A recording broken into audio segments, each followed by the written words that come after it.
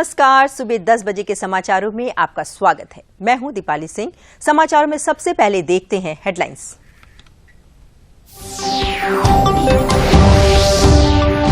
उत्तर प्रदेश निकाय चुनाव के मामले पर सुप्रीम कोर्ट में आज होगी सुनवाई। प्रदेश सरकार ने बिना ओबीसी आरक्षण लागू किए नगर निकाय चुनाव कराने के हाईकोर्ट के फैसले को सुप्रीम कोर्ट में दी है चुनौती। मुख्यमंत्री योगी आदित्यनाथ ने सड़क दुर्घटनाओं पर रोक के लिए मिशन मोड में प्रयास करने के दिए निर्देश। कहा, ठंड और कोहरे के कारण प्रदेश में बढ़ रहे हैं सड़क दुर्घटनाओं के हादसे।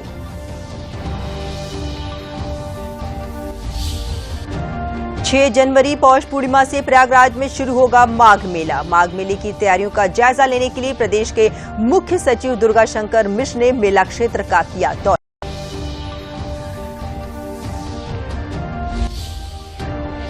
अयोध्या धाम इन दिनों बन रहा है पर्यटकों और श्रद्धालुओं के आकर्षण का केंद्र। पर्यटन सुविधाओं और अयोध्या के सौंदर्यीकरण के चलते अयोध्या धाम में बड़ी संख्या में पहुंच रहे हैं लोग।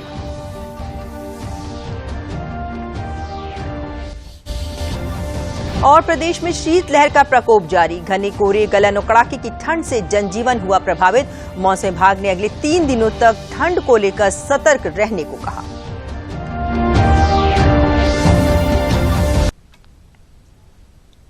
और अब समाचार विस्तार से। उत्तर प्रदेश निकाय चुनाव के मामले पर सुप्रीम कोर्ट आज सुनवाई करेगा। उत्तर प्रदेश सरकार ने शीर्ष अदालत में हाई कोर्ट द्वारा तत्काल प्रभाव से बिना ओबीसी आरक्षण लागू किए नगर निकाय चुनाव कराने के फैसले को चुनौती दी है।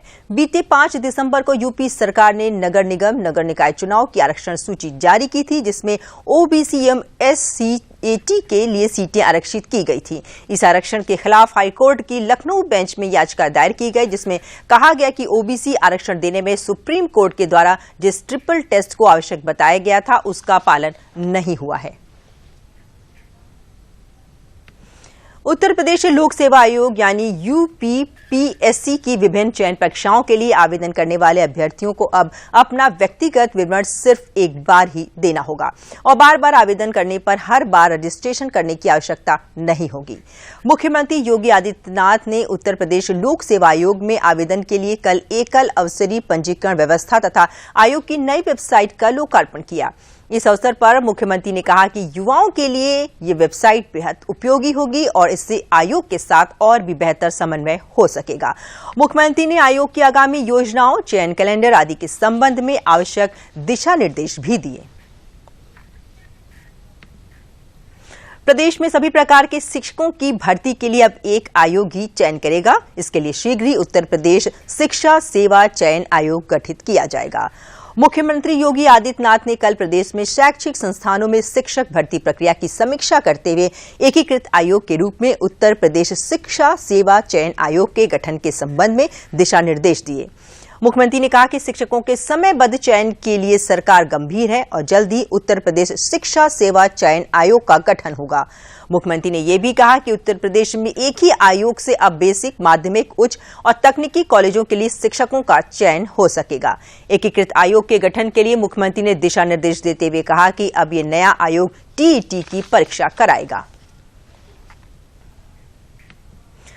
मुख्यमंत्री योगी आदित्यनाथ ने कल लखनऊ में एक उच्च स्तरीय बैठक में सड़क सुरक्षा को महत्वपूर्ण बताते हुए सड़क दुर्घटनाएं रोकने के लिए मिशन मोड में प्रयास करने के निर्देश दिए हैं। उन्होंने कहा कि इन दिनों उत्तर प्रदेश में कड़ाके की ठंड और घने कोहरे का मौसम चल रहा है और इस अवधि में सड़क दुर्घटनाओं में भी कोहरे के कारण बढ़ोतरी देखी जा रही है। मुख्यमंत्री ने कहा कि विगत 1 वर्ष के अंदर प्रदेश में 21,200 से अधिक लोगों की मृत्यु सड़क दुर्घटनाओं में हुई, जबकि कोरोना जैसी वैश्विक महामारी के दौरान पिछले 3.25 वर्ष की अवधि में प्रदेश में मात्र 23,600 लोगों की मृत्यु हुई। ये स्थिति चिंताजनक है। मुख्यमंत्री ने कहा कि सड़क दुर्घटनाओं को कम से कम करने के लिए 5 ई यानी education, enforcement, engineering, emergency care और एनवायरमेंट पर फोकस करते हुए एकजुट होकर कार्य करना होगा। मुख्यमंत्री ने कहा कि सड़क सुरक्षा केवल एक विभाग की जिम्मेदारी नहीं है, ये सामूहिक प्रयासों से ही संभव हो सकेगा। प्रयागराज में लगने वाले प्रसिद्ध माघ मेले की शुरुआत शुक्रवार 6 जनवरी को पौष पूर्णिमा के प्रथम स्नान पर्व के साथ हो रही है। मेले के अन्य प्रमुख स्नान पर्व 14 जनवरी को मकर संक्रांति, 21 जनवरी को मौनी अमावस्या, 26 जनवरी को बसंत पंचमी, 5 फरवरी को माघी पूर्णिमा और 18 फरवरी को शिवरात्रि होगी। इन स्नान पर्वों पर देश विदेश के श्रद्धालुओं की भारी भीड़ उमड़ने की संभावना है। इसे देखते हुए मेले की सभी तैयारियां तेजी से पूरी की जा रही हैं। माघ मेले की तैयारियों का निरीक्षण करने के लिए प्रदेश के मुख्य सचिव दुर्गा शंकर मिश्र और प्रमुख सचिव नगर विकास अमृत अभिजात प्रयागराज पहुंचे। दोनों ने मेले के क्षेत्र और सुविधाओं का जायजा लिया और अधिकारियों से बातचीत की। उन्होंने सभी विभागों की तैयारियों को भी परखा। तैयारियों को देखने के बाद मुख्य सचिव दुर्गा शंकर मिश्र ने कहा कि पिछले साल की अपेक्षा इस वर्ष श्रद्धालुओं की भीड़ के और बढ़ने की उम्मीद है, जिसे देखते हुए सुरक्षा और सुविधाओं के सभी प्रबंध किए जाने चाहिए।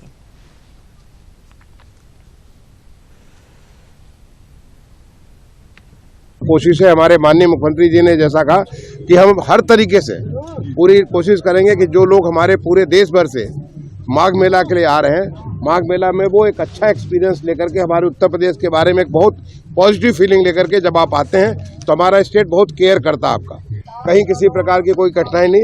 ट्रांसपोर्ट के बारे में आप देखिए कि यहाँ तक पहुँचे हर तरह की व्यवस्था पूरी बनी हुई है कि जैसे हर कोई जाए तो पूरे खुशी अपनी आस्था के साथ यहाँ पे संगम में स्नान भी करे और स्नान करके जो उसको जो ध्यान पूजा जो करना वो पूजा करे और उसके बाद खुशी अपने घर को वापस जाए। मथुरा के वृंदावन में ठाकुर बांके बिहारी मंदिर में आए दिन होने वाले हादसों की रोकथाम और श्रद्धालुओं की सुविधा के लिए प्रस्तावित कॉरिडोर के निर्माण को लेकर प्रक्रिया शुरू हो गई है। श्री कृष्ण जन्माष्टमी पर ठाकुर बांके बिहारी मंदिर में मंगला आरती के दौरान 2 श्रद्धालुओं की मौत हो गई थी। इसके बाद सरकार द्वारा मंदिर में भीड़ नियंत्रण के लिए मंदिर के 5 एकड़ एरिया में कॉरिडोर निर्माण का प्रस्ताव इलाहाबाद हाईकोर्ट में दिया है, जिसके लिए हाईकोर्ट में सुनवाई चल रही है और अगली सुनवाई 17 जनवरी को होनी है। इसी के तहत जिलाधिकारी पुलकित खरे ने कॉरिडोर क्षेत्र में उपलब्ध कराई जाने वाली भूमि का चिन्हांकन और मूल्यांकन करने के लिए 8 सदस्यीय कमेटी का गठन किया गया है। कमेटी के अध्यक्ष नगर आयुक्त अनुनय झा को बनाने के साथ ही इसमें अपर जिलाधिकारी वित्त, MVDA के सचिव, SDM सदर, विशेष भू अध्यापित अधिकारी, AIG स्टाम्प, XEN, लोक निर्माण विभाग और CO सदर को शामिल किया गया है।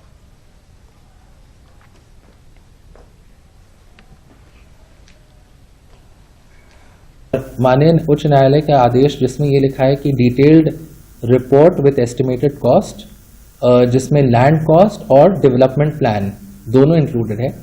इसके लिए हमने सर्वे का काम चालू कर दिया है। ये सर्वे कम से लगता है मुझे कि 3 से 4 दिन इसमें समय लगेगा। सर्वे में 4 टीम्स बनाई गई हैं सर्वे के लिए, जिसमें इंजीनियर्स भी हैं, लेखपाल भी हैं, सब रजिस्ट्रार भी हैं और पुलिसकर्मी भी हैं। और ये पूर्ण सर्वे करके इसी सप्ताह के अंत तक पूरी समिति अपना रिपोर्ट माननीय जिलाधिकारी के द्वारा माननीय उच्च न्यायालय को प्रेषित करेगी। इस खबर पर और जानकारी के लिए मथुरा में मौजूद है हमारे संवाददाता मोहम्मद उमर कुरैशी। उमर, काशी और उज्जैन के बाद अब मथुरा में वृंदावन में भी ठाकुर बांके बिहारी मंदिर कॉरिडोर बनाने की प्रक्रिया इलाहाबाद उच्च न्यायालय के निर्देशों के अनुपालन में शुरू की जा रही है। मथुरा आने वाले श्रद्धालुओं और पर्यटकों तथा स्थानीय लोगों में इस पहल को लेकर किस तरह का उत्साह देखा जा रहा है? उमर जी, दीपाली जी, मैं आपको बताना चाहूंगा कि यहाँ वृंदावन में सुप्रसिद्ध ठाकुर बांके बिहारी मंदिर में आए दिन होने वाले हादसों की रोकथाम एवं श्रद्धालुओं की सुविधा के लिए प्रस्तावित कॉरिडोर को लेकर काम शुरू हो गया है। यहाँ श्री कृष्ण जन्माष्टमी पर ठाकुर बांके बिहारी मंदिर में मंगला आरती के दौरान 2 श्रद्धालुओं की मौत हो गई थी। आए दिन श्रद्धालुओं की तबीयत बिगड़ने के मामले सामने आते रहे हैं। माननीय उच्च न्यायालय ने मंदिर में भीड़ नियंत्रित के लिए आसपास के 5 एकड़ एरिया में कॉरिडोर पर काम शुरू कर दिया है।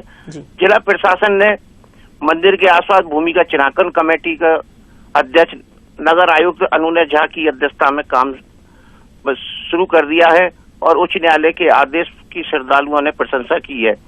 आए दिन होने वाली घटनाओं पर अंकुश लगेगा। यहाँ बुद्धिजीवी वर्ग का मानना है कि मंदिर के आसपास के दुकानदारों का व्यवसाय में भी बढ़ोतरी होगी। जी कुरैशी जी, आपने बिल्कुल सही कहा कि इस कॉरिडोर के बनने से जहां जो मंदिर में भीड़ है वो नियंत्रित होगी, इसके साथ ही साथ जो उद्योग है उसको भी बढ़ावा मिलेगा। तो जो वहां के जो स्थानीय उद्योगपति हैं और साथ साथ जो व्यवसायी हैं और जो पर्यटक हैं, उनमें किस तरह का उत्साह देखा जा रहा है? उमर जी, उनमें उत्साह ये देखा जा रहा है, जो घटना जो होती थी आए दिन यहाँ पर, उससे एक रोकथाम लगेगी और उससे क्या आसपास का एरिया बड़ा हो जाएगा और श्रद्धालुओं को कोई परेशानी नहीं होगी और जो यहाँ पे जो आसपास के दुकानदारों में जो एक वो वैसा हो गया है, हमारा व्यवसाय घट जाएगा। जो बुद्धिजीवी वर्ग का मानना है कि रोड चौड़ीकरण होगा, जिससे क्या नाम है व्यवसाय बढ़ेगा और आने वाले श्रद्धालुओं को कोई परेशानी का सामना नहीं करना पड़ेगा। जी कुरैशी जी, हमें ताजा जानकारी देने के लिए आपका बहुत बहुत धन्यवाद। बढ़ते हैं अगले समाचारों की ओर। सरकार के प्रयास से भगवान राम की जन्मस्थली अब पर्यटन हब के रूप में निखर के सामने आ रही है। एक तरफ जहां अयोध्या में निर्माणाधीन भगवान राम का दिव्य और भव्य मंदिर पर्यटकों के आकर्षण का केंद्र बन रहा है, तो दूसरी ओर अयोध्या में पर्यटन सुविधाओं के विकास, राम की पैड़ी की सजावट और नगर के सौंदर्यीकरण के आकर्षण से पर्यटकों की संख्या लगातार बढ़ रही है। प्रशासन के अनुसार पिछले एक साल में 2.5 करोड़ से ज्यादा पर्यटकों ने रामनगरी का भ्रमण किया है और लगातार देशी विदेशी पर्यटकों का आगमन अयोध्या में बढ़ता दिख रहा है। राम की नगरी अयोध्या में होटलों, आश्रमों, धर्मशालाओं और अन्य आश्रय स्थलों की बुकिंग पिछले एक साल में लगभग 90% बढ़ी है, जो कि अयोध्या में पर्यटकों की संख्या के बढ़ने का सबसे बड़ा उदाहरण है।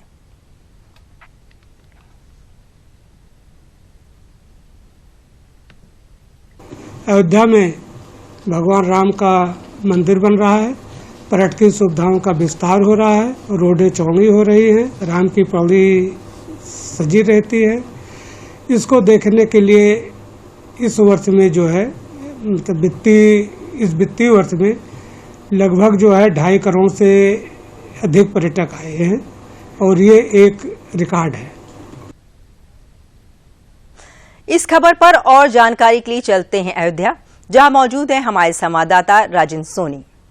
राजेंद्र, अयोध्या इन दिनों अपने विकास और सौंदर्यीकरण के चलते देशी विदेशी पर्यटकों और श्रद्धालुओं के बीच खासा लोकप्रिय हो रहा है। लगातार पर्यटकों और श्रद्धालुओं की संख्या भी अयोध्या में बढ़ रही है।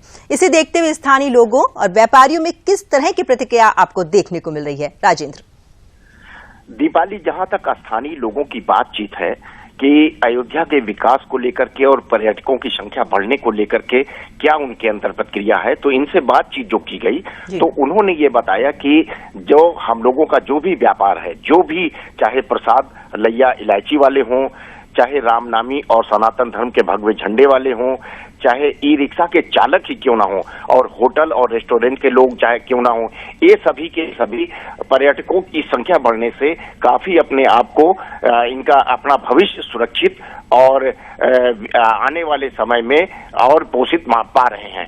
और इसके अतिरिक्त यदि हम लोग पर्यटकों की बातचीत करें, जो पर्यटक यहाँ पर आ रहे हैं और उनकी क्या प्रतिक्रिया है, तो पर्यटक जो अयोध्या आ रहे हैं वे सबसे पहले तो ये प्रतिक्रिया करते हैं कि 500 वर्षों बाद उनकी मुराद पूरी हुई है और राम मंदिर ने अपना आकार ले रहा है। इसके लिए वो नरेंद्र मोदी प्रधानमंत्री और मुख्यमंत्री योगी आदित्यनाथ के प्रति आभार प्रकट करते हैं। और अयोध्या पहुंचने के बाद जब वो लता मंगेशकर चौक पहुंचते हैं तो वहां सेल्फी लेने से नहीं चूकते। इसके अतिरिक्त वो जब राम की पैड़ी पहुंचते हैं, जो गंदगी का पर्याय था समय पर, आज वहां अविरल और निर्मल धारा बह रही है। वहां के बाद वो गुप्ता घाट 1 किलोमीटर लंबे सरयू तट पर आनंद से विभोर हो जाते हैं। और वो इस बात के लिए बहुत ही खुश हैं कि अयोध्या में हजारों करोड़ की योजनाएं चल रही हैं और अयोध्या का लगातार विकास हो रहा है। अयोध्या को चाहे रेल मार्ग हो, हवाई मार्ग हो या बस का मार्ग हो, पूरे देश से कनेक्टिविटी की जा रही है। तो ये इस बात को वो सोच करके बहुत ही आनंदित है कि आने वाले समय में हमें अयोध्या आकर के और यहाँ के धार्मिक वातावरण में अपना समय गुजारने का अवसर मिलेगा। दीपाली जी, राजेंद्र आपने बहुत सही बात कही कि राम मंदिर का जो निर्माण चल रहा है उसको देखते हुए पर्यटन सुविधाओं को बढ़ाने से और साथ ही साथ शहर के सौंदर्यीकरण होने से पर्यटकों की संख्या में लगातार अयोध्या में इजाफा हो रहा है, जो आने वाले समय में और बढ़ेगा। तो हमसे जानकारी देने के लिए राजेंद्र जी आपका बहुत बहुत धन्यवाद। तो बढ़ते हैं अपने अगले समाचारों की ओर। आजमगढ़ में विधान परिषद गोरखपुर फैजाबाद खंड स्नातक निर्वाचन की तैयारियां आजमगढ़ में पूरी कर ली गई हैं। निर्वाचन की अधिसूचना 5 जनवरी 2023 तारीख को जारी होगी। मतदान का 30 जनवरी 2023 को संभावित है। उप जिला निर्वाचन अधिकारी अनिल कुमार मिश्र ने बताया कि विधान परिषद गोरखपुर फैजाबाद खंड स्नातक निर्वाचन के लिए आजमगढ़ में कुल 30,631 मतदाता हैं। निर्वाचन से संबंधित आजमगढ़ जनपद में 38 स्थानों पर मतदेय स्थल बनाए गए हैं। पिछले वर्ष निर्वाचन के सापेक्ष इस बार 3,000 से अधिक नए मतदाता हैं। स्नातक निर्वाचन क्षेत्र में जनपद आजमगढ़ में कुल 30,621 मतदाता हैं। हमने यहाँ पे 38 मतदेय स्थल बनाए हुए हैं। हमारी सारी तैयारी पूर्ण है। 5 जनवरी को गोरखपुर में आयुक्त के यहाँ नामांकन पत्र लिए जाएंगे। मतदान की तारीख 30 जनवरी की है और 30 जनवरी को मतदान होने के लिए 29 तारीख को कलेक्ट्रेट से मतदान हेतु कार्मिकों को रवाना किया जाएगा। समाचार अभी और भी हैं, पहले लेते हैं ये विराम।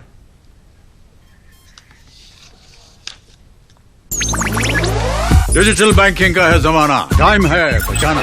डिजिटल बैंकिंग है आसान, करो चाहे कोई भुगतान, एनी टाइम एनीवेयर, सेफ है, फास्ट है, हर पेमेंट उंगलियों पे सेट है। लेन देन के हैं ऑप्शंस कई, IMPS, NEFT, UPI भी। 24 घंटे करते ये काम, पेमेंट आसान और रहे आराम। RBI कहता है जानकार बनिए, सतर्क रहिए। विराम के बाद समाचारों में आपका एक बार फिर से स्वागत है। और अब बात मौसम की। उत्तर प्रदेश में मौसम का कहर जारी है। अगले 3 दिनों तक फिलहाल मौसम में किसी भी तरह का बदलाव नहीं होगा।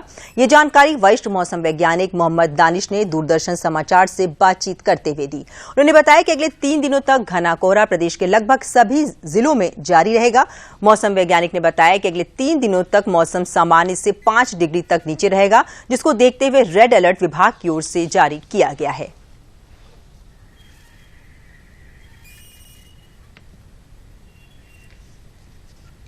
हमारे एटमॉस्फेयर में काफ़ी ह्यूमिडिटी का है, जिसकी वजह से फॉग पूरे प्रदेश में कोहरा बन जा रहा है। और कोहरे की वजह से एक लेयर हमारे एटमॉस्फेयर में बन जाता है, जिसके वजह से कि जो हमारी सूरज की रोशनी होती है हमारे सरफेस पे नहीं पड़ती है, जिसकी वजह से तापमान में गिरावट दर्ज होती है। तो अभी फिलहाल जो दिन का तापमान है वो भी अपने सामान से 5-6 डिग्री डाउन चल रहा है, और जिसकी वजह से ठंड गलन और थोड़ा सा हवाएं भी हैं, पश्चिमी हवाएं हैं, जिसकी वजह से गलन है। पूरे प्रदेश में ही अभी अपने जो तापमान है, उच्चतम तापमान है, दिन का जो तापमान कहते हैं, वो अपने सामान से हर जगह काफी कम है। इसके लिए हमने शीत दिन का अलर्ट जारी किया गया है। शीतलहर भी हमने 2 दिन के लिए अलर्ट जारी किया गया है। लेकिन कुछ ही जिलों में रहेगा, लेकिन शीत दिन का प्रकोप अधिकांश जिलों में उत्तर प्रदेश में रहेगा। प्रदेश में हो रही कड़ाके की ठंड के चलते जनपद लखनऊ के जिलाधिकारी सूर्य गंगवार ने सभी बोर्डों के 12वीं तक के स्कूलों की 4 जनवरी से 7 जनवरी तक छुट्टी घोषित कर दी है। सभी सरकारी और निजी स्कूल जनपद में इस दौरान बंद रहेंगे। यह आदेश शिक्षक और गैर शैक्षिक कर्मियों पर भी लागू होगा, जबकि आपातकालीन सेवा पर तैनात कर्मी स्कूल जा सकते हैं। जिलाधिकारी ने कड़ाई के साथ ये आदेश लागू करने का निर्देश दिया है। परिषदीय विद्यालयों में 14 जनवरी तक शीतकालीन अवकाश यथावत रहेगा। परीक्षा के लिए भी कोई छूट नहीं दी गई है। प्रदेश में ठंड के हालातों पर चर्चा के लिए चलते हैं लखनऊ में मौजूद दूरदर्शन संवाददाता रामेंद्र सिंह के पास। रामेंद्र, प्रदेश इन दिनों भीषण ठंड, गलन और कोहरे से जूझ रहा है। जाहिर है कि आप भी संजीदगी से इसे महसूस कर रहे होंगे। जिला प्रशासन ने आम जन को इस कपाने वाली ठंड से बचाने के लिए क्या उपाय किए हैं? रामेंद्र, देखिए, जो मौसम विभाग ने अलर्ट जारी किया उसको देखते हुए जिला प्रशासन ने पूरी व्यवस्था कर रखी है। आप देखिए, लखनऊ के लगभग हर चौराहे पर रैन बसेरा बनाया गया है। इसमें केवल जिला प्रशासन नहीं, सामाजिक संस्थाएं भी अपना रोल प्ले कर रही हैं। गद्दे पड़े हुए हैं, रजाई पड़ी हुई है, पानी की व्यवस्था है, चाय की व्यवस्था है, शाम को भोजन दिया जाता है। तो किसी तरीके से मानवीय हानि न हो, इसको लेकर के पूरी तैयारी जिला प्रशासन ने की है। स्कूलों को बंद कर दिया गया है और स्ट्रिक्टली कहा है कि बच्चों को बाहर स्कूल आने के, कोई भी स्कूल न खोले, क्योंकि कई बार होता है कि सरकारी स्कूल बंद हो गए और प्राइवेट स्कूल चला करते हैं, तो सारी स्ट्रिक्टली फॉलो किया जा रहा है। और मौसम विभाग ने देखिए, कल भी धूप नहीं निकली थी, आज भी धूप निकलने की उम्मीद नहीं दिख रही और कल भी बादल छाए रहेंगे। तो ये जो 2 दिन का हाई अलर्ट है, कम से कम धूप नहीं निकलने वाली है। कोहरा थोड़ा कम जरूर है, आज चूंकि ऊपर बादल है, लेकिन ये कोहरा आगे बढ़ेगा। मौसम विभाग की तरफ से जो अलर्ट जारी किया गया उसमें कहा गया जो लोग यात्रा कर रहे हैं वो पानी और दवाएं साथ लेकर चलें। जो लोग सार्वजनिक उसमें यात्रा कर रहे हैं, बस, ट्रेन और हवाई जहाज से एक बार चेक कर लें कि यात्राएं शुरू हैं या नहीं, तभी यात्रा के लिए बाहर निकलें। तो इस तरीके से पूरा अलर्ट जारी किया गया है और लगातार पूर्वांचल का और बुंदेलखंड के हिस्सों में लगातार ठंडी पड़ेगी, ये अलर्ट भी जारी किया गया। तो जाहिर है कि अभी ये सर्दी से निजात मिलती नहीं दिख रही है और आने वाले लगभग 5 दिन ऐसी ही सर्दी झेलनी पड़ेगी उत्तर प्रदेश के लोगों को। रामित, मुख्यमंत्री ने कोहरे के कारण होने वाली सड़क दुर्घटनाओं को रोकने और जरूरतमंद और गरीबों को ठंड से बचाने के लिए रैन बसेरे बनाने, अलाव जलाने तथा कंबल वितरण के निर्देश दिए, सभी जिलों को दिए हैं। लखनऊ में इसका क्या असर दिख रहा है? रामित,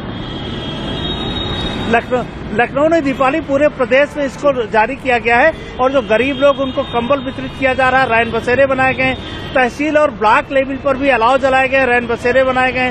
मुख्यमंत्री ने कहा कि जो सड़क दुर्घटनाएं उनको कैसे रोका जाए, कोहरे और धुंध में यात्राएं धीमी गति से हो, फॉग लाइट अवश्य जलाएं, ये पूरे अलर्ट जारी किए गए और प्रशासनिक लोगों को निर्देश दिए गए हैं कि जो सड़क पर होने वाली दुर्घटनाएं उनको हर हालत में किसी भी तरीके से रोका जाए, लोगों को जागरूक किया जाए और उनको बताया जाए कि कैसे दुर्घटनाएं रोकी जा सकती हैं। तो वो तैयारियां जिला प्रशासन और शासन स्तर पर की गई हैं कि कम से कम जनहानि हो, इसकी तैयारी की गई है। जी रामीन, आपने इसे बहुत सही बात कही कि जो मौसम विभाग है उसने अगले कुछ दिनों के लिए रेड अलर्ट जारी किया है और सरकार द्वारा लोगों को ठंड से बचाने के लिए तमाम तरह के प्रयास किए जा रहे हैं। इसके साथ ही हम लोगों को कहना चाहेंगे कि उन्हें भी अपनी तरफ से आवश्यक कदम उठाने की आवश्यकता है। रामीन, हमें ताजा जानकारी देने के लिए आपका बहुत बहुत धन्यवाद।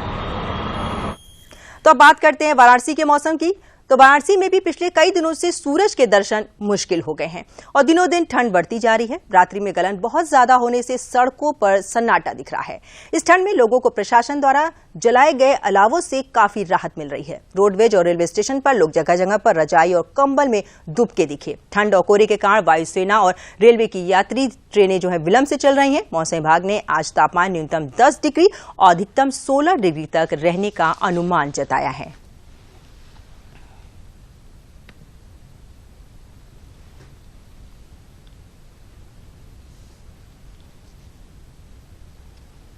सर ठंड इतना पड़ रहा है सर, ये अलाव तो हम लोग के लिए वरदान साबित हो गया सर। अलाव की वजह से सर हम लोग को बहुत राहत मिली है सर। हम लोग अयोध्या जा रहे थे तो हमारी जो ट्रेन है वाराणसी एक्सप्रेस बरेली वाली वो रद्द करवाई गई है और फिर अभी फूफा जी अंदर बात करने गए हैं उन लोगों से कि क्यों करवाई गई है। हमारा जो है नाम अशोक कुमार तिवारी है। हम रोहतास जिले के दाऊद थाना के इटवा पंचायत के बैरिया गांव के हैं और हम जो है अयोध्या के लिए यहाँ आकर बैठे हैं। अयोध्या के लिए जाने के लिए Chhapra express and Bareilly express रद्द की गई है। बुंदेलखंड के हमीरपुर में भी ठंड ने अपना एहसास कराना शुरू कर दिया है। लोग गर्म कपड़ों में अलाव तापते देखे जा रहे हैं। इस दौरान घने कोहरे की चादर से पूरा शहर ढका नजर आया। घना कोहरा छाए रहने के कारण कानपुर सागर हाईवे समेत अन्य मार्गों पर वाहनों की रफ्तार में ब्रेक लग गया है और वाहन रेंगते हुए नजर आ रहे हैं। ठंड के मद्देनजर नगर उद्योग व्यापार मंडल ने गरीब, असहाय और जरूरतमंदों को 300 कंबल वितरित किए हैं। उप जिलाधिकारी रविंद्र सिंह ने बताया कि सर्दी का प्रकोप जैसे जैसे बढ़ता जा रहा है उसको देखते हुए प्रशासन ने पूरी तैयारियां कर रखी हैं। जगह जगह अलाव जलवाए जा रहे हैं और रैन बसेरों की देखभाल भी की जा रही है।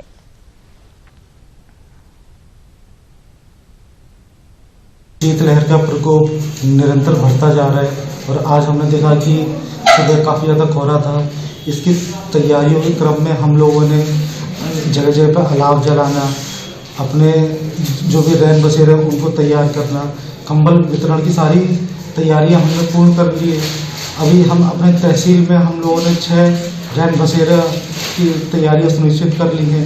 कंबल वितरण के लिए हमने सभी पात्रों की सूची तैयार कर ली है और इसी के साथ ही हमने अलाव जलाने के लिए अन्य भिन्न भिन्न जगह को चिन्हित कर लिया है।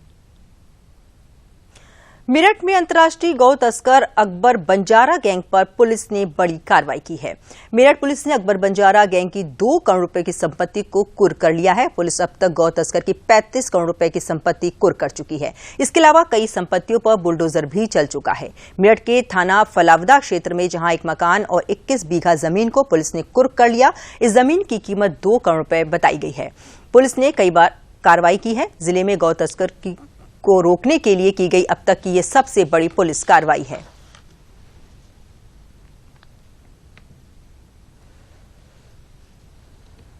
देखिए, ये अकबर बंजारा और इसके भाई सलमान बंजारा और समीम बंजारा के ऊपर कोकशी का एक मुकदमा, गोवध निवारण अधिनियम का एक मुकदमा पंजीकृत किया गया था उसी मुकदमे के आधार पर एक गैंगस्टर एक्ट का मुकदमा पंजीकृत किया गया था, जिसमें गैंग लीडर जो था वो शमीम बंजारा था। इसमें इनके जो अवैध संपत्ति जो अर्जित की गई थी उसकी कुर्की की कार्रवाई लगभग जारी है अभी भी लगातार। इसमें लगभग अभी तक 35 करोड़ की जो संपत्ति है वो कुर्की जा चुकी है। आज 2 करोड़ का जो इसका जमीन है 21 बीघा फलावदे में, उसकी कुर्की की कार्रवाई की जा रही है। और भी जो संपत्तियां हैं वो चिन्हित की गई हैं और उनके ऊपर भी आने वाले दिनों में कुर्की की कार्रवाई की जाएगी। जनपद फतेहपुर में गंगा और पांडु नदी की बाढ़ की भीषका झेलने वाला ये क्षेत्र इन दिनों फूल की खेती के लिए चर्चा में है। करीब 1.5 दशक पहले यहाँ गेंदा के फूल से शुरू हुई खेती में अब गुलदाउदी, गुलाब, जाफरी समेत कई किस्म के फूल उग रहे हैं। कटरी क्षेत्र में होने वाली पारंपरिक खेती धान गेहूं को छोड़कर यहाँ के किसान फूल की खेती को अपना रहे हैं। इन दिनों जनपद के मादरपुर, नयाखेड़ा, दरियापुर, बड़ाखेड़ा, थानपुर, मानिकपुर और आशापुर सहित कटरी के करीब 30 गांव में 1000 बीघे से अधिक क्षेत्रफल में फूल की खेती हो रही है, जिसमें प्रति बीघे लगभग 50,000 का मुनाफा होता है। फूल की खेती करने वाले किसान फूल की तुड़ाई कर कानपुर, लखनऊ, प्रयागराज और अन्य पड़ोसी जिलों में बेचने के लिए जाते हैं। मैं गंगा किनारे का रहने वाला हूं और मेरा ग्राम सभा भयपुर है। यहाँ हम खेती करते हैं और मिर्ची तो अब हो नहीं रही बाढ़ की वजह से, साले बाढ़ आ जाती है और इसलिए कि मैं फूल करता हूँ। फूल लगा लेते हैं सभी लोग, फूल जैसे कि गेंदा और जाफरी और गुलदावरी, गुलाब, मगर मुनाफा जो है कि वही लगभग 40 से 45 हज़ार बीघे में बन जाता है। फूल की खेती में कम से कम 1 बीघा में 10-15 हज़ार रुपया मुनाफा हो जाता है। कम के 1/3 भाग में फूल की खेती की जाती है। जाफरी है, गुलदौरी है, गेंदा है और की फूल की खेती। चुनाव आयोग द्वारा आगामी 25 जनवरी को राष्ट्रीय मतदाता दिवस मनाया जाएगा। इस दौरान नए बने मतदाताओं को वोटर आईडी का वितरण करने के साथ ही मतदाताओं को उनके अधिकारों के प्रति जागरूक भी किया जाएगा। इसके लिए कल लखनऊ में प्रदेश के मुख्य निर्वाचन अधिकारी अजय कुमार शुक्ला की अध्यक्षता में एक बैठक का आयोजन किया गया, जिसमें जिला प्रशासन, राष्ट्रीय सेवा योजना, एनसीसी, दूरदर्शन, आकाशवाणी और शिक्षा विभाग सहित विभिन्न विभागों के प्रतिनिधियों ने राष्ट्रीय मतदाता दिवस मनाए जाने और इसके व्यापक प्रचार प्रसार की रूपरेखा तैयार करने पर चर्चा की। मुख्य निर्वाचन अधिकारी अजय कुमार शुक्ला ने बताया कि राष्ट्रीय मतदाता दिवस के अवसर पर जन जागरूकता रैली और नुक्कड़ नाटक सहित विभिन्न क्रियाकलापों के माध्यम से मतदाताओं को निष्पक्ष मतदान के अधिकारों के प्रति जागरूक किया जाएगा।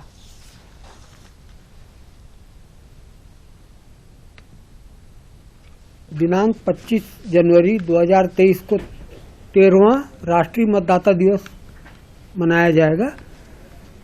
उसके संदर्भ में तैयारियों की समीक्षा के लिए जितनी भी सहभागी संस्थाएं, विभाग हैं, उनकी एक समन्वय बैठक आज आयोजित की गई, ताकि माननीय भारत निर्वाचन आयोग के जो भी निर्देश हैं इस क्रम में उसको लोगों तक पहुंचाया जा सके बृहद रूप में, और विभिन्न मीडिया के माध्यम से या अन्य जो भी उपलब्ध हमारे पास संसाधन उनके माध्यम से सभी लोगों को मताधिकार के बारे में बताया जा सके। इसमें सभी सहभागी संस्थाएं हमारी जो हैं, चाहे एनएसएस हो, स्काउट एंड गाइड हो, गवर्नमेंट्स की संस्थाएं हैं, अन्य विभाग हैं, मीडिया के सहयोगी हैं, सभी शामिल। अब अंत में प्रमुख समाचार एक बार फिर।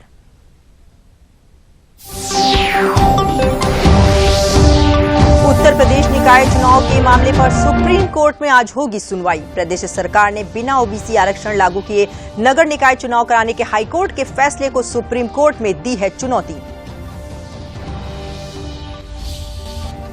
मुख्यमंत्री योगी आदित्यनाथ ने सड़क दुर्घटनाओं पर रोक के लिए मिशन मोड में प्रयास करने के दिए निर्देश। कहा, ठंड और कोहरे के कारण प्रदेश में बढ़ रहे हैं सड़क दुर्घटना के हादसे।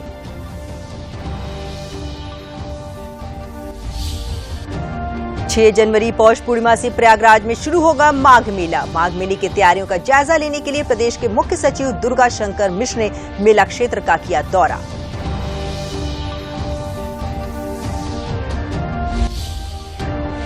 अयोध्या धाम इन दिनों बन रहा है पर्यटकों और श्रद्धालुओं के आकर्षण का केंद्र। पर्यटन सुविधाओं और अयोध्या के सौंदर्यीकरण के चलते अयोध्या धाम में बड़ी संख्या में पहुंच रहे हैं लोग।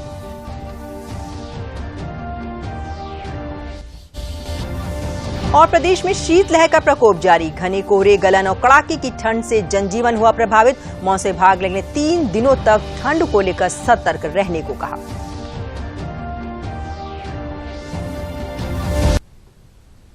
इसी के साथ समाचारों का बुलेटिन यहीं समाप्त होता है। नमस्कार।